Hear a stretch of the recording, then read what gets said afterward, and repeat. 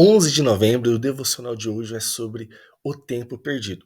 Esse texto está aqui em Ageu. Vou abrir aqui o nosso devocional. Se você quiser acessar o nosso blog, o nosso site, onde tem vários estudos, cursos, PDFs para você baixar, é só você clicar no primeiro link aqui na descrição do vídeo. Olha que interessante esse texto. Esse devocional está no livro de Ageu.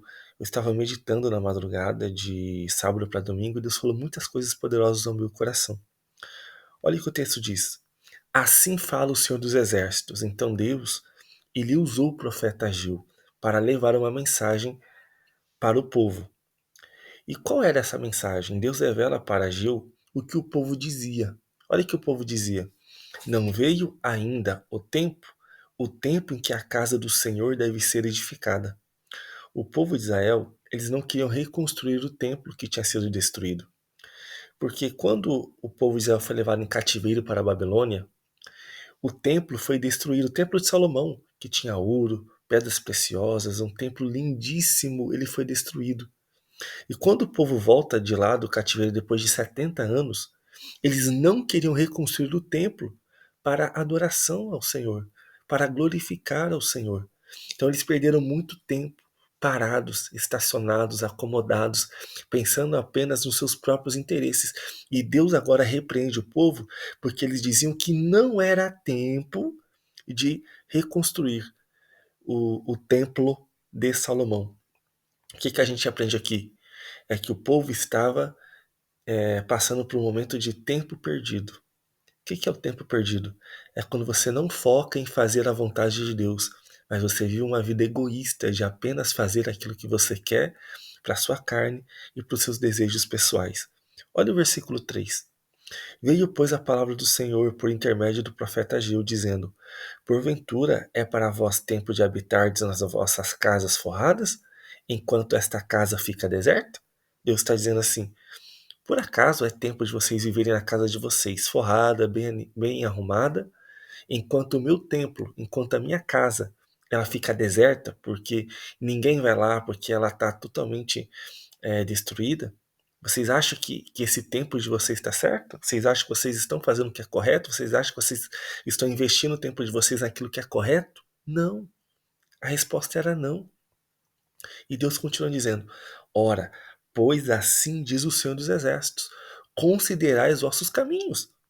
Se a gente quer realmente viver o tempo de Deus, nós precisamos parar e analisar nossos caminhos. O que eu estou fazendo com a minha vida? Será que eu estou dedicando o tempo da minha vida para fazer o que Deus quer, para fazer a vontade de Deus? Ou você está perdendo tempo fazendo apenas coisas que não eram para ser feitas, que não agradam o coração de Deus? Então, considerai os vossos caminhos.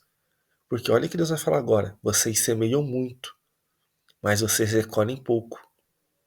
Então, o povo de Israel, eles plantavam muito, mas a colheita era pouca. A falta de prioridade, de dar honra a Deus, fazia com que eles não tivessem prosperidade. Ó, semeais muito e recolheis pouco. Comeis, porém não vos fartais. Bebeis, porém não vos saciais. Vestivos, porém ninguém se aquece. E o que recebe o salário recebe num saco furado. Olha isso. O povo não tinha prosperidade porque eles não honravam a Deus, eles não priorizavam a Deus.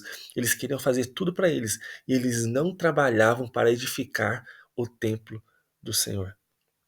E Deus continua dizendo para eles no versículo 7: Assim diz o Senhor dos Exércitos: considerai os vossos caminhos. Deus pediu para eles fazerem uma reflexão dos caminhos que eles estavam andando, dos erros que eles estavam cometendo, porque somente assim haveria mudança. E Deus então dá uma ordem para eles: Ei, subam ao monte, se esforcem, trabalhem, tragam madeira para poder reconstruir, né, o templo. Edificai a casa, e dela me agradarei, e serei glorificado, diz o Senhor. Então, por que Deus mandou eles fazerem isso? Para que isso fosse agradável ao Senhor e para glorificar o nome dele.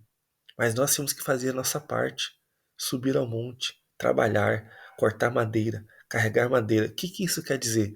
Que Deus está dizendo assim: trabalha para mim, eu quero te usar, se esforça. Eu quero que você me glorifique através do trabalho que eu estou colocando em suas mãos. Mas a maioria das pessoas rejeitam a obra do Senhor, porque realmente a obra do Senhor dá muito trabalho. Você tem que cuidar de pessoas, você tem que visitar, você tem que orar, você tem que jejuar, você tem que pregar, você tem que interceder, você tem que abraçar, você tem que visitar os doentes.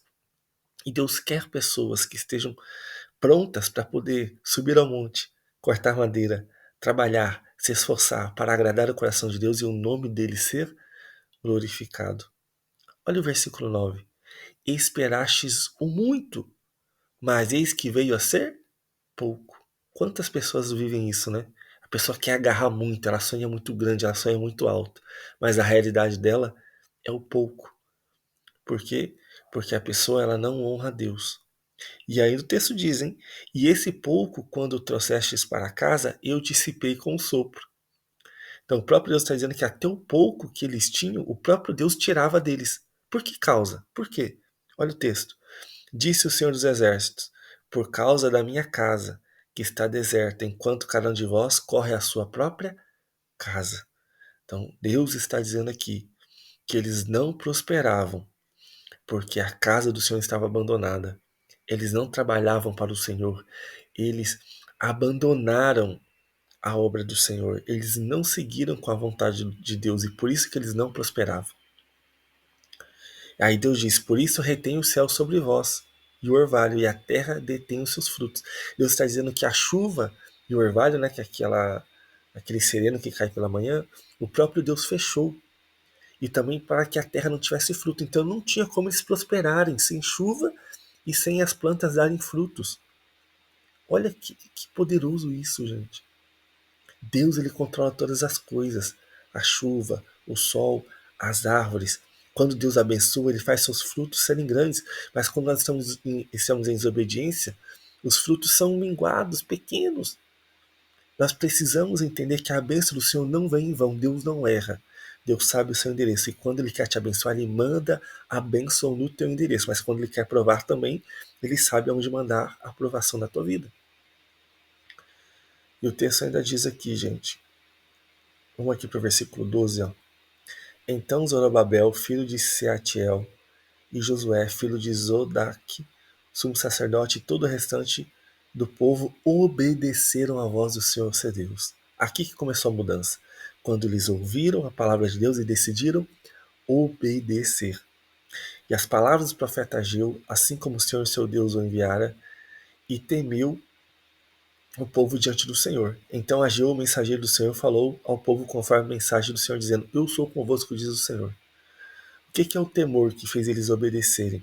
É quando você ouve a palavra, você entende quem é Deus, a ira dele sobre nós, a vontade dele sobre nós.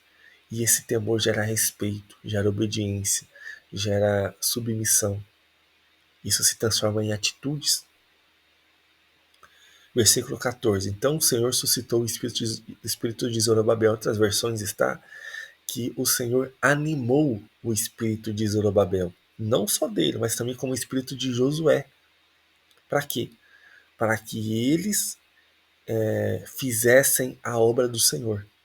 Então, quando algo está parado na sua vida, você não tem ânimo, você precisa de força de Deus, você precisa de coragem de Deus, você precisa de ânimo de Deus para você começar a fazer aquilo que você não fazia mais.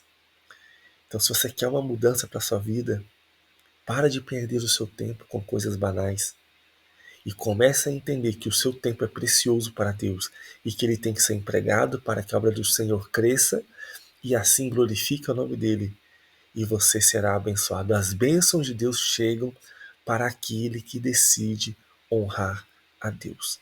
E aqui a gente tem a nossa meditação, né? Já dei aqui uma breve meditação, se você quiser você pode ler no nosso site também.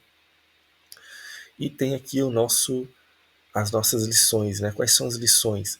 Priorizar Deus em nossas vidas. Muitas vezes a gente se ocupa de tantas coisas, interesses, nós deixamos Deus para trás. Deus tem que ser a nossa prioridade. Segunda lição, reverência e obediência. O povo temeu a Deus e obedeceu à voz dele. Então nós devemos também buscar viver uma vida de obediência para honrar a Deus. Deus ele reavivou o espírito de Zorobabel, de Josué, e que ele faça assim comigo e com você hoje. Que ele venha reavivar nosso espírito para a gente poder trabalhar na obra do Senhor. E a promessa de Deus, né? A promessa de Deus nesse livro, né, no capítulo 2, é que a glória da última casa seria maior do que a da primeira.